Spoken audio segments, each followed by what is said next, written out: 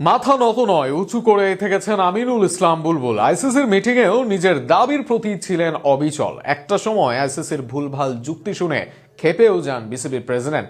যত বড় সংস্থায় হোক, নিজেদের সিদ্ধান্তে বুলবুলদের কোনো ছাড় নয়। বুলবুলের এমন মানসিকতা ও আইসিসির সভায় দুই পক্ষের অবস্থা নিয়ে বিস্তারিত থাকছে প্রতিবেদন।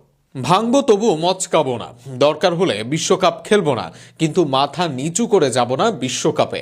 নিজেদের দাবির প্রতি অবিচল, যাতে জুটেছে সারা বিশ্বের প্রশংসা। এবার সেখানে আইসিসির সামনে হুঁশিয়ারি বুলবুলের। আইসিসির কুযুক্তি শুনে তাদের সামনেও উত্তপ্ত হলেন দেশের ক্রিকেটের সবচেয়ে বড় অভিভাবক। ভারতের গণমাধ্যম ক্রিকবাজ থেকে এমন সংবাদ প্রকাশ করা হয়েছে। এমন সংবাদ এসেছে দেশীয় কিছু গণমাধ্যমেও। প্রতিবেদন অনুযায়ী ভারতে খেলতে অস্বীকৃতি জানিয়েছিল বাংলাদেশ ক্রিকেট বোর্ড বিসিবি। আর সেখানে শ্রীলঙ্কায় ভেন্যু স্থানান্তরের দাবি জানালে বিষয়টি নিয়ে আইসিসি ও বিসিবির মধ্যে টানা 3 সপ্তাহ ধরে আলোচনা চলে। আর সেখানে আইসিসির প্রতি অসন্তোষের কথা জানান বুলবুল।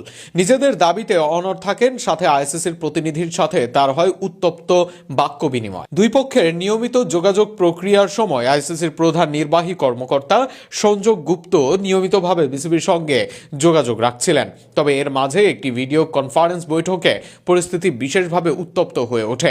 সেখানে বিসিবি সভাপতি আমিনুল ইসলাম বুলবুল আইসিসির নিরাপত্তা মূল্যায়ন ও যুক্তি নিয়ে প্রকাশ্যে অসন্তোষ প্রকাশ করেন।